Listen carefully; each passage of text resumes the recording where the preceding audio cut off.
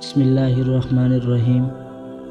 سامعین گرامی، آج ہم بات کریں گے حضرت بلال حبشی رضی اللہ تعالیٰ عنہ کے بارے میں۔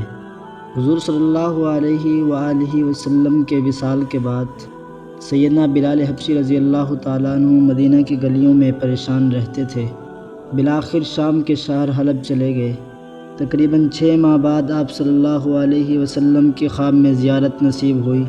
آپ صلی اللہ علیہ وسلم نے فرمایا، اے بلال، یہ کیا بے وفائی ہے کہ آپ نے ہمیں ملنا ہی چھوڑ دیا؟ کیا ہماری ملاقات کا وقت نہیں آیا؟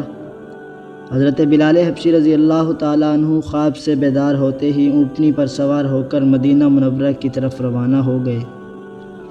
جب مدینہ منورہ میں داخل ہوئے تو سب سے پہلے مسجد نبوی پہنچ کر بیتابی کے عالم میں آپ صلی اللہ علیہ وسلم کو ڈھونڈنا شروع کیا۔ کبھی مسجد میں تلاش کیا، کبھی حجروں میں۔ جب کہیں نہ پایا تو آپ صلی اللہ علیہ وسلم کی قبر انور پر سر رکھ کر رونا شروع کر دیا اور عرض کیا، یا رسول اللہ صلی اللہ علیہ وسلم، آپ نے فرمایا تھا کہ آ کر مل جاؤ، غلام حلب سے باہر ملاقات حاضر ہوا ہے۔ یہ کہا اور بے ہوش ہو کر قبر انور کے پاس گر پڑے۔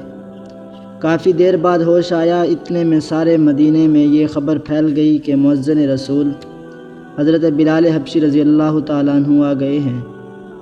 مدینہ طیبہ کے بوڑھے، جوان، مرد، عورتیں اور بچے اکٹھے ہو کر عرض کرنے لگے کہ اے بلال، ایک دفعہ وہ اذان سنا دو جو محبوب خدا صلی اللہ علیہ وسلم کے زمانے میں سناتے تھے۔ تو آپ رضی اللہ تعالیٰ عنہ نے فرمایا، میں معذرت خواہ ہوں، کیونکہ میں جب اذان پڑھتا تھا تو اشہد ان محمد رسول اللہ کہتے وقت آپ صلی اللہ علیہ وسلم کے دیدار سے اپنی آنکھوں کو ٹھنڈک پہنچاتا تھا۔ اب یہ الفاظ ادا کرتے ہوئے کسے دیکھوں گا؟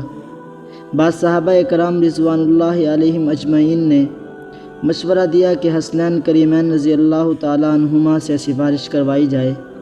جب وہ حضرت بلال حبشی رضی اللہ تعالیٰ عنہ کو اذان کے لیے کہیں گے تو وہ انکار نہ کر سکیں گے۔ چنانچہ حضرت حسین رضی اللہ تعالیٰ عنہ نے حضرت بلال حبشی رضی اللہ تعالیٰ عنہ کا ہاتھ پکڑ کر فرمایا، اے بلال، ہم آج آپ سے وہی اذان سننا چاہتے ہیں جو آپ ہمارے نانا جان کو اس مسجد میں سناتے تھے۔ اب حضرت بلال حبشی رضی اللہ تعالیٰ عنہ کو انکار کی گنجائش نہ تھی، لہٰذا اسی مقام پر کھڑے ہو کر اذان دی جہاں حضور صلی اللہ علیہ وسلم کے ظاہری حیات میں دیا کرتے تھے۔ جب آپ رضی اللہ تعالیٰ عنہ نے بآواز بلند اللہ اکبر کہا، مدینہ منورہ گونج اٹھا۔ آپ جیسے جیسے آگے بڑھتے گئے جذبات میں اضافہ ہوتا چلا گیا۔ جب اشہد ان لا الہ الا اللہ کے کلمات ادا کیے، گونج میں مزید اضافہ ہو گیا۔ جب اشہد ان محمد رسول اللہ کے کلمات پر پہنچے تو تمام لوگ، حتیٰ کہ پردہ نشی خواتین بھی گھروں سے باہر نکل آئی۔ رکھتے گریہ زاری کا عجیب منظر تھا۔ لوگوں نے کہا، رسول اللہ صلی اللہ علیہ وسلم تشریف لے آئے ہیں۔ آپ صلی اللہ علیہ وسلم کے وصال کے بعد مدینہ منورہ میں اس دن سے زیادہ رونے والے مرد و عورت نہیں دیکھے گئے۔ علامہ اقبال رحمۃ اللہ علیہ اذان بلال رضی اللہ تعالیٰ عنہ کو ترانہ عشق قرار دیتے ہوئے فرمایا، ازاں ازل سے تیرے عشق کا ترانہ بنی، نماز اس کے نظارے کا ایک بہانہ بنی۔